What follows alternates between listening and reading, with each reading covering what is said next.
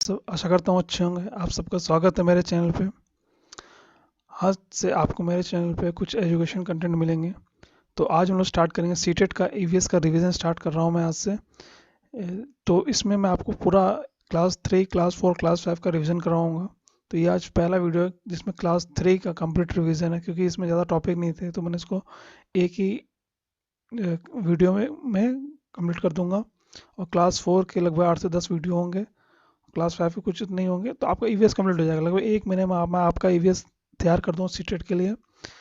इतना अगर आप पढ़ लेंगे ईवीएस का तो आपका नंबर कहीं नहीं जाएगा। और इसके साथ ही मैं आपको पेडागॉजी कुछ प्रीवियस और क्वेश्चन करा दूंगा, जिससे आप मिनिमम 20 नंबर स्कोर कर लोगे आसान से। और अगर थोड़ा सा एफर्ट आप लगा लोगे तो 25 प्लस आराम से आप इसे पहुंच जाओगे। तो चलिए शुरू करते हैं।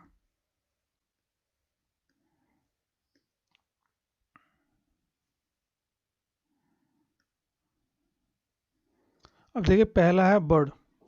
यहाँ से एक क्वेश्चन देखिए आता ही आता है, ठीक है, ये फिक्स है। अब क्वेश्चन क्या आएगा, ये चेंज हो सकता है कि पूछना तरीका बदल सकता है।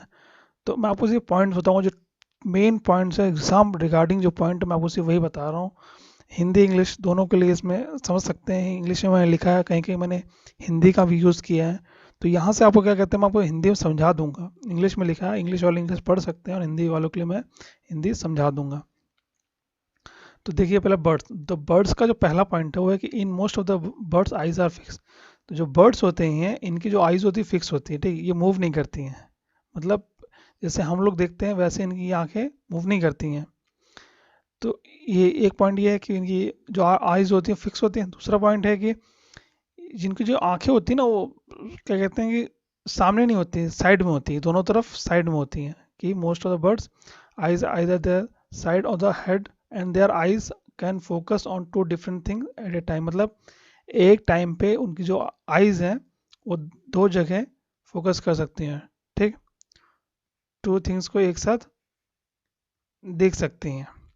और दूसरा, जब वो लोग स्ट्रेट देखते हैं तो वो लोग किसी एक ऑब्जेक्ट पे फोकस करते हैं।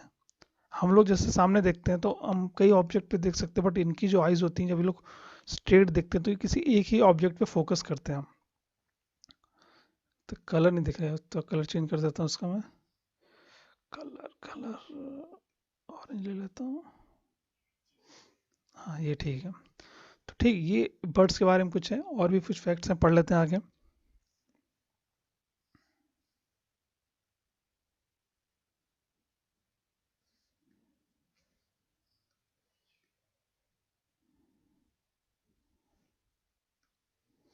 अब देखिए, ये कुछ बर्ड्स हैं, ये भी एक पॉइंट आप देखिए। यहाँ से क्वेश्चन कैसे पूछ सकता है, वो तो स्टेट हो गया, वो पूछ लेगा आपसे। यहाँ से अगर स्टेटमेंट वाइज पूछ सकता है, आपको 3 स्टेटमेंट दे देगा। और 3 में से आपको बताना पड़ेगा कि तीनों सही हैं, कि एक सही है, कि दो सही है। ऐसा क्वेश्चन यहाँ से बन सकता है। तो आपको ऊपर को तीनों पॉइंट पता होने चाहिए इसके लिए। और चौथा पॉइंट ये है कि the birds these birds can see things from distance of 8 metre. मतलब ये लोग 8 मीटर दूर से कोई चीज़ को देख सकते हैं, जिस चीज़ को हम लोग 2 मीटर दूर से देख पाएंगे। मतलब जैसे कि हमको 2 मीटर दूर कोई चीज़ रखा है, वो हमको विजिबल है। वही ऑब्जेक्ट इनको 8 मीटर दूर से विजिबल होगा। अब आता है some birds like kites, eagle, vulture can see 4 time as far as we can. देखिए, सीधी सी बात है, जब वो लोग 8 मीटर दूर से देख सकते हैं, हम लोग 2 मीटर दूर से देख सकते हैं, तो मतलब ये 4 गुना इनकी जो आई साइट है वो हमसे ज़्यादा है।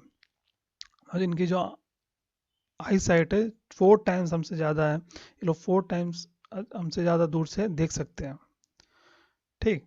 अगर समझ आ रहा होगा तो देखिएगा, क्योंकि बिल्कुल सिंपल वे में, इससे सिंपल आपको कहीं नहीं मिलेगा। आप यूट्यूब पे देखते होंगे बहुत लोग कंटेंट ऐसा बना देंगे कि आपको लगे कि इतना टफ है, जबकि ईवीएस बहुत स्कोरिंग सब्जेक्ट है सीटेट के लिए। क्योंकि इसमें बिल्कुल पॉइंट है, ज़्यादा कुछ तामझाम नहीं पढ़ना आपको। एनसीईआरटी से ही आता है, तो मैं आपको एनसीईआरटी का जो मेन मेन पॉइंट है वही बता रहा हूँ, और कुछ नहीं। अब आता है, बहुत लोग कभी कभी इसमें कंफ्यूज हो जाते हैं, क्योंकि बहुत बिल्कुल इजी है ना, तो लोग कंफ्यूज हो जाते हैं। Birds feather help them to fly. उनका सिर्फ जो बर्ड्स के जो पंख होते हैं, इनका काम सिर्फ होता है इनको उड़ने में मदद करती हैं, ठीक। और इनका कोई काम नहीं है, सिर्फ उड़ने, इनके उड़ने के लिए ये हेल्प करती हैं। आगे।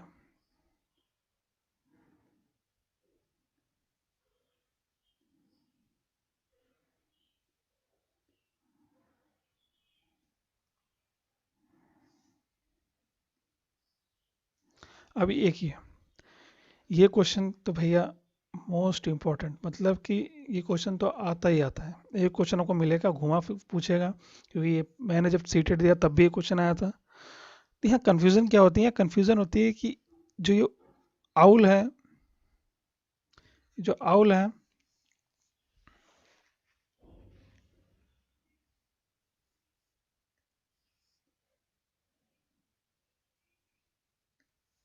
तो ये जो आउल है और ये जो मैना है, इसमें कन्फ्यूज़न क्या होती है, ये भी अपना गर्दन घुमा सकती है, ये भी अपने गर्दन घुमा सकती है। ठीक, तो यहाँ कन्फ्यूज़न क्या होता है कि ये पॉइंट देखिएगा, फोर्थ विथ जर्क, ठीक, जो झटके से कौन घुमाता है। हाँ, आपको क्वेश्चन में ऐसे ही मिलेगा कि मैना moves her neck back and fourth with jerk. Jerk मतलब जो मैना है ये अपने जो गर्दन को झटके से घुमाती है, ठीक। और जो उल्लू होता है ये झटके से नहीं घुमाता, ये घुमाता है, ये भी रोटेट करता है, ये लार्ज एक्सटेंट तक, मतलब लगभग घुमा देता है, लगभग मेरे 270 डिग्री तक ये घुमा सकता होगा, क्योंकि ये पूरा घुमा लेता है, लगभग पूरा पूरा तो नहीं, मतलब कि लगभग पीछे तक चला जाता है ये। तो ये चीज़ आपको पता होना चाहिए कि जो मैना है ये भी घुमाती है अपने गर्दन को, बट ये झटके से घुमाती है, और जो उल्लू है ये लार्ज एक्सटेंट तक अपने गर्दन को घुमा सकता है, ठीक। तो ये आपको यहाँ दो चीज़ याद रखनी है कि मैना अपने गर्दन को झटके से घुमाती है, और जो उल्लू है ये लार्ज एक्सटेंट तक अपने गर्दन को घुमा सकता है, ठीक। ये आप कुछ बर्ड्स के बारे में इतने पॉइंट आपको पता होने चाहिए। तो यहाँ से एक नंबर फिक्स से क्वेश्चन आएगा ही यहीं से, क्योंकि और कोई वो नहीं है। इसके साथ आगे बढ़ते हैं। अब देखिए एक क्वेश्चन ये स्टेटमेंट बहुत पूछा जाता है, क्योंकि यहाँ से बच्चे कंफ्यूज हो जाते हैं। कोयल ले it's egg in crow nest, जो कोयल होती है वो अपने अंडे कौवे के घोंसले में ही देती है, ठीक। क्योंकि जो कौवा और कोयल जो अंडे होते हैं लगभग सिमिलर होते हैं, ठीक। लेकिन जो कौवा होता है वो डिफरेंस नहीं कर पाता कि उसके अंडे हैं कि कोयल के अंडे हैं। तो जो कौवा होता है वो अपने अंडों के साथ कोयल के अंडों को भी सेता है, क्योंकि जो कोयल होती है वो घोंसला नहीं बनाती है, ठीक। वो अपने अंडे कौवे के घोंसले में ही देती है, ठीक। ये आपको पता होना चाहिए यहाँ पे। चलिए आगे बढ़ते हैं। अब ये बेसिक, बहुत बेसिक, बट कभी कभी होता है कि हम बेसिक चीज़ें पेपर में भूल जाते हैं कि on the basis of food habit, on the basis of food habit क्या क्या होता है। एक हार्बीवोरस होता है, कार्निवोरस और ओमनीवोरस। अब हार्बीवोरस किसे कहते हैं, शाकाहारी। कौन होते हैं, शाकाहारी, जो क्या खाते हैं, घास फूल पत्ती ये सब खाते हैं। कार्निवोरस कौन होते हैं, मांसाहारी, जो लोग क्या खाते हैं, मांस खाते हैं, मीट वीट खाते हैं, वो मांसाहारी। और ओमनीवोरस कौन होता है, सर्वाहारी। कौन होते हैं, सर्वाहारी, जो घास भी खाते हैं और मीट भी खाते हैं। तो अब यहाँ कुछ बेसिक नाम आपको पता होना चाहिए। बेसिक नाम से पता होने का मतलब क्या है कि आपके दिमाग में चीज़ चलेगी कि अच्छा ये लोग हार्बीवोरस होते हैं, ये लोग कार्निवोरस होते हैं, और ये ओमनीवोरस होते हैं, ठीक। तो जैसे कि एलिफेंट, डियर, रैबिट, बफेलो, ये सब क्या हार्बीवोरस है। लॉयन, फॉक्स, टाइगर, बियर, तो ये सब क्या होता है, मांसाहारी, कार्निवोरस हो जाते हैं। और ओमनीवोरस में कौन, डॉग हो गया, रैट हो गए, पिग हो गए, मंकी हो गए, ये सब क्या दोनों में आ जाते हैं, ठीक। चलिए आगे बढ़ते हैं।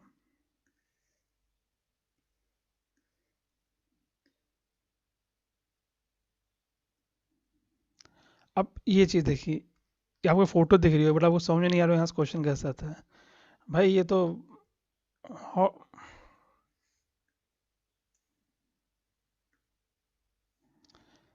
ये तो कहाँ लिखता हूँ? यहाँ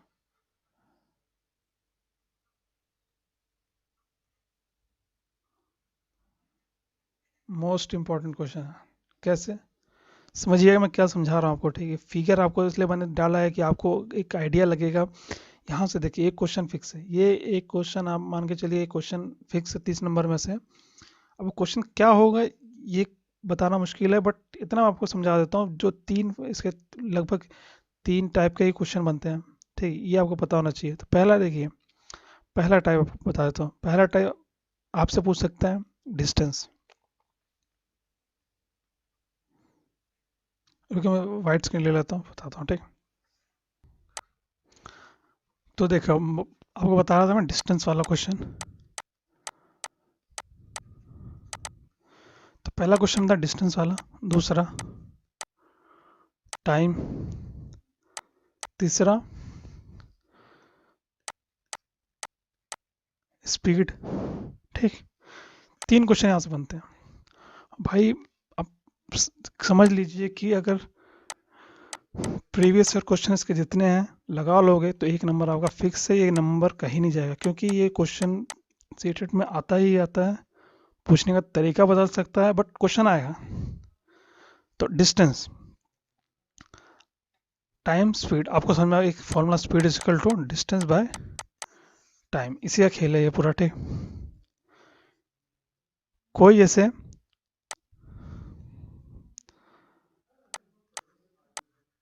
दिल्ली से मुझे कहाँ जाना है, पटना जाना। ठीक, दिल्ली से पटना जाना है, दिल्ली में 7:35 AM पे चला और मैं पटना नेक्स्ट डे 8:40 AM पे पहुंच गया। तो आपसे पूछेगा टोटल टाइम उसको कितना लगा। ठीक, दूसरा पूछ सकता है टोटल डिस्टेंस आपको दे देगा, मान लो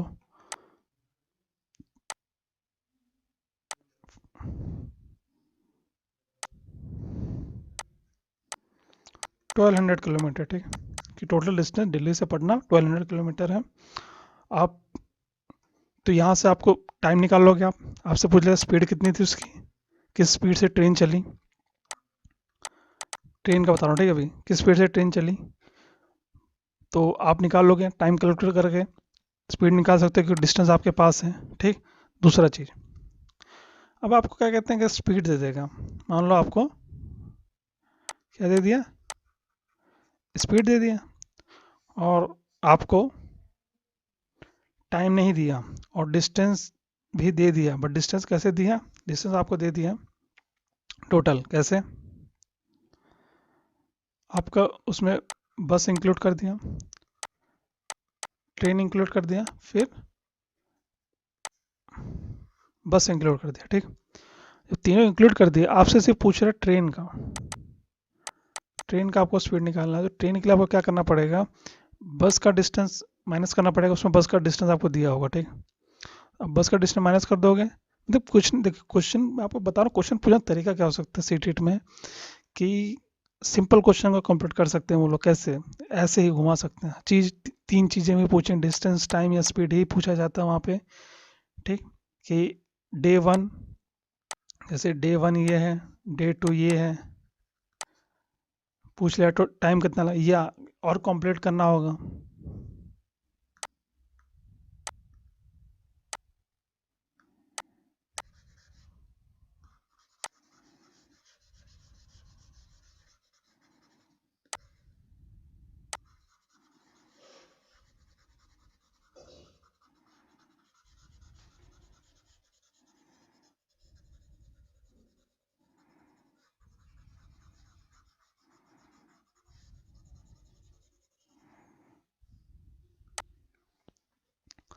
देखो और कॉम्प्लिकेट करना होगा तो वो डिस्टेंस बढ़ा देगा, जैसे वो कर देगा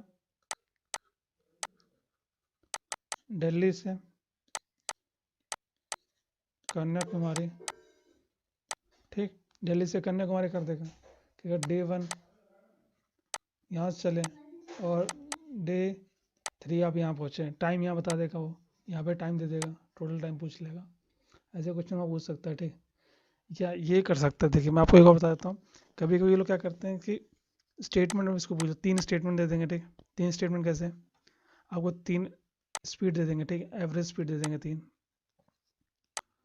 ठीक, और पूछेंगे कौन सा स्टेटमेंट सही है, मतलब आपको वहाँ टाइम भी दिया रहेगा, डिस्टेंस भी दिया रहेगा, और आपको एवरेज स्पीड निकालनी हो। ठीक, एवरेज स्पीड मतलब कि वो दिल्ली से कन्याकुमारी गया, कन्याकुमारी से दिल्ली वापस आया। ठीक, तो उसकी एवरेज स्पीड क्या आती है, ये आपको निकालना पड़ेगा। कुछ नहीं है, एवरेज स्पीड कैसे निकलता है, एवरेज स्पीड देखिए फॉर्मूला आपको याद होना चाहिए एवरेज स्पीड के लिए, यहाँ लिख देता हूँ मैं कलर चेंज करके,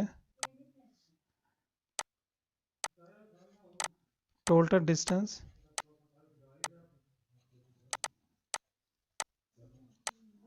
बाय टोटल टाइम।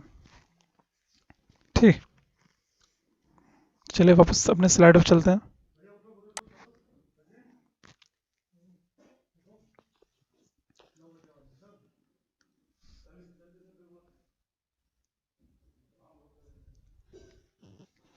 ठीक, चलो आगे बढ़ते हैं।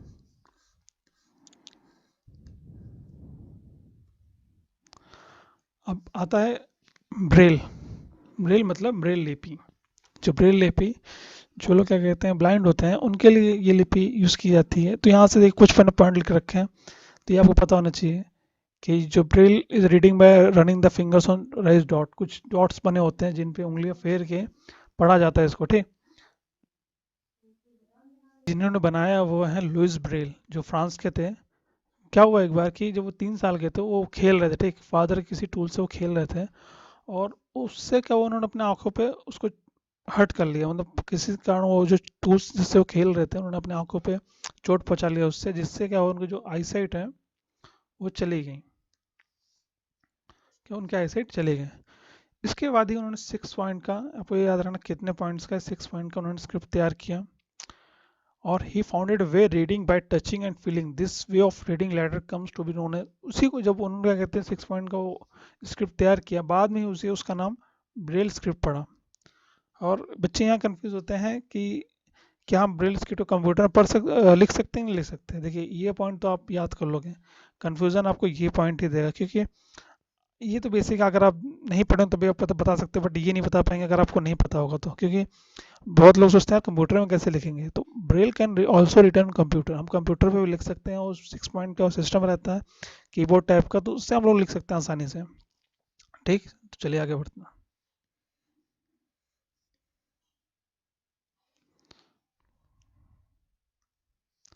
अब बता pots. In the beginning pots were made of stone and clay. अब देखिए यहाँ में 3 स्टेटमेंट लिखना, मतलब यही है कि यहाँ से पूछेगा आपसे, स्टेटमेंट वाइज ही क्वेश्चन पूछेगा। ठीक, यहाँ से स्टेटमेंट वाले ही क्वेश्चन बनेंगे, इसलिए मैंने 3 पॉइंट लिख दिया जो मुझे वहाँ मिले। तो मैंने वही पॉइंट यहाँ लिख दिया कि in the beginning pots were made of stone and clay. शुरुआत में जो पॉट्स बनते थे, मतलब जो मिट्टी के बर्तन बनते थे, घड़े बनते थे, तो वो किसके बनते थे, स्टोन और क्ले के बनते थे। People made pots of stone by digging and scraping stone with their hand. मतलब वो लोग, जो लोग थे, वो लोग क्या करते थे, खुद ही निकालते थे उसको, और उसी पत्थर को रगड़ के वो लोग खुद ही तैयार करते थे। अब क्या हुआ है, दे डिस्कवर क्ले पॉट्स। अब वो लोग क्या कर दिया, डिस्कवर किया क्ले पॉट्स, उन्होंने डिस्कवर कर दिया। क्ले मिट्टी आपको पता है कैसी होती है, थोड़ी सी चिकनी होती है। और वो अब उसको एक चीज़ और क्या कर दिया कि उसको भी लोग बेक करने लगे हैं। बेक करने मतलब जैसे कि जो ईंटें होती हैं उनको भट्टे में पकाया जाता है, वैसे ही अब इन बर्तनों को, मिट्टी के बर्तनों को भी पकाया जाता है। पकाने से क्या होता है, इनकी जो स्ट्रांग होती है, स्ट्रांगनेस बढ़ जाती है, तो मजबूत हो जाते हैं, जल्दी टूटते नहीं है। ठीक, इसलिए। और आपने आज के टाइम देखा होगा, ट्रेंड चला है कि जो बड़े बड़े रेस्टोरेंट हैं, वो लोग मिट्टी के कुल्हड़ में चाय सर्व करते हैं, या मिट्टी के प्लेट होती है उसमें वो लोग डिश सर्व करते हैं, कि उससे उसका जो टेस्ट होता है और बढ़ जाता है। ठीक, इसलिए।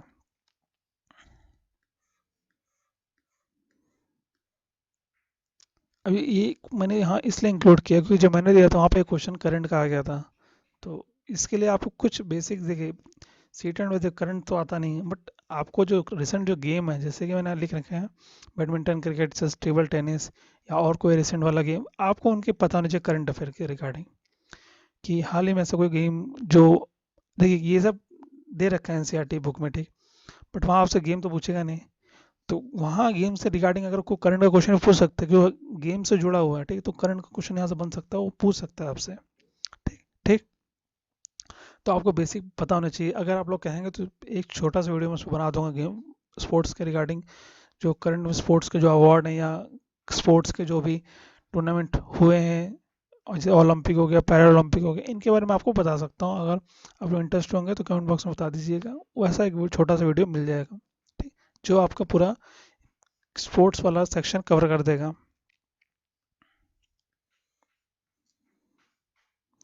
अब आता है हाउस लाइक्स। अलग, आप देखिए अलग अलग जगह अलग अलग तरह के हाउस बनते हैं। भाई यहाँ यहाँ से भी एक क्वेश्चन फिक्स है, यहाँ से भी एक क्वेश्चन फिक्स है, आएगा ही आएगा। तो पहला आता है इग्लू। अब इग्लू सुनते ही आपको पता है कि ये घर कहाँ होता है, बर्फ, जहाँ बर्फ बहुत ज़्यादा गिरती है वहाँ पे ऐसे घर बनते हैं। सबको पता है जहाँ बहुत ज़्यादा बर्फ गिरती है वहाँ इस टाइप के घर मिलते हैं, इग्लू।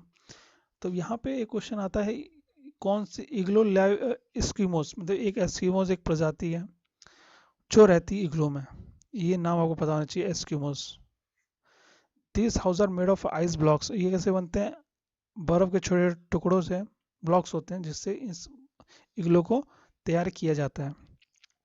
इसमें क्या होता है कि जो अंदर जो हीट होती है वो अंदर ही ट्रैप रहती है, मतलब वो अंदर की जो हीट है वो बाहर नहीं निकलती है, अंदर ही ट्रैप रहती है, जिस कारण जो अंदर का जो टेम्परेचर होता है वो ज़्यादा रहता है बाहर के मुकाबले, और अंदर गर्मी रहती है।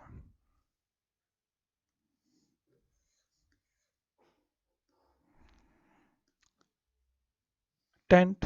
टेंट तो सबको पता है कि टेंट इस्तेमाल करते हैं क्योंकि ये एक टेम्परेरी शेल्टर है। ठीक। तो यहाँ पॉइंट है आपको जो पता होना चाहिए कि Changpa tribe of Ladakh use yak hair for woven to make strips. Changpa एक ट्राइब है लद्दाख की, जो लोग याक वहाँ पे जो पाया जाता है याक, तो उसके जो बाल होते हैं उससे वो लोग उसकी रस्सी बनाते हैं, स्ट्रिप बनाते हैं, और इन्हीं स्ट्रिप्स को लोग जोड़ जोड़ के टेंट का शेप देते हैं। और चांगपा लोग इस टेंट को क्या कहते हैं, रेबो कहते हैं, मतलब जो हम लोग टेंट कहते हैं उसको लोग रेबो कहते हैं। और सबको पता है जो टेंट होते हैं टेम्परेरी शेल्टर होते हैं। जो माउंटेनर्स होते हैं या जो ट्रैकिंग पे जाते हैं वो लोग टेंट का इस्तेमाल ज़्यादातर करते हैं।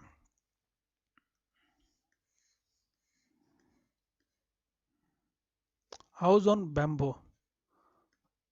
बैम्बो पे बने हुए मतलब बांस के से बने हुए घर कितनी डिस्टेंस से बने हैं ये आपको पता होना चाहिए। तो यहाँ पर भी आपको भाई यहाँ से क्वेश्चन पूछ सकता है कि बैम्बू वाले घर कहाँ बनते हैं। ठीक। तो bamboo pillars are generally used for making their house in Assam. Assam में ज़्यादातर इसके घर बनते हैं, और ये लोग ज़मीन से लगभग 10 से 12 फीट ऊपर ही बनाते हैं। और जिनके जो हाउस होते हैं, जो इनकी छत होती है वो स्लोप होती है। स्लोप की होती है क्योंकि यहाँ बारिश होती है, और बारिश के कारण इसलिए स्लोप यहाँ पे स्लोप वाले घर होते हैं ज़्यादातर।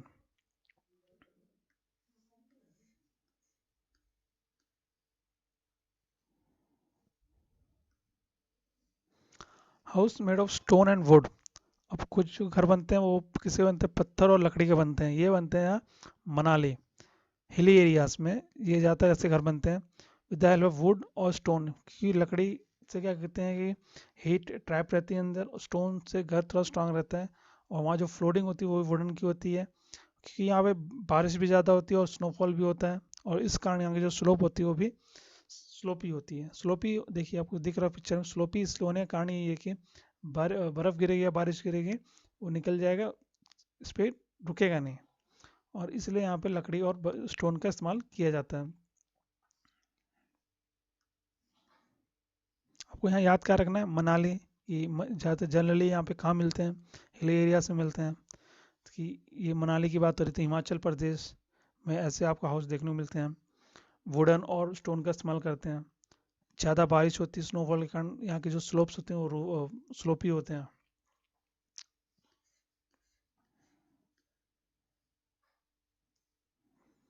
अब आता है हाउस मेड ऑफ मड। मिट्टी के घर बनते हैं। तो मिट्टी के घर, I came from Rajasthan, rainfall is very scarce in our area. तो यहाँ एक बच्चा कह रहा है कि मैं राजस्थान से हूँ, मेरे यहाँ जो बारिश होती है बहुत कम होती है। It was very too hot to we live in mud house, the walls of the house are very thick. जो मैं एक मिट्टी के घर में रहता हूँ, और जिसकी जो दीवारें होती हैं बहुत मोटी होती हैं। These walls are plaster with mud. और जो इनकी जो दीवारें होती हैं इसको हम लोग मिट्टी से लेप लगाते हैं, प्लास्टर करते हैं। The roofs are made of thorny brushes. और जिसकी जो छत होती है ये बुशेज से बनाई जाती है, मतलब कि छप्पर टाइप के जो बनाए जाते हैं, एक घास टाइप की होती है, और क्या कहते हैं कि कुसी टाइप की बोलते हैं यहाँ पे, कुसी कुसी टाइप का होता है। तो कुसी हो गया, और जो क्या कहते हैं कि धानों लगाते हैं उसका जो पैरा, उसका इस्तेमाल लोग कर लेते हैं इसमें। इससे क्या होता है कि जो छत होती है ये एक सेफ हो जाती है, और हर चीज़ ठीक रहता है, मतलब इस तरीके से इसको तैयार किया जाता है कि अंदर आप आराम से रह सकते हैं। और उससे क्या होता है कि जो अंदर जो टेम्परेचर होता है वो लो रहता है, लो मतलब कम रहता है बाहर के कंपेरिजन, क्योंकि जो दीवार होती है वो मिट्टी की बनी होती है, इस कारण जो अंदर टेम्परेचर ठंडा रहता है, मतलब अंदर जो टेम्परेचर रहता है वो कम रहता है कंपेयर टू आउटसाइड।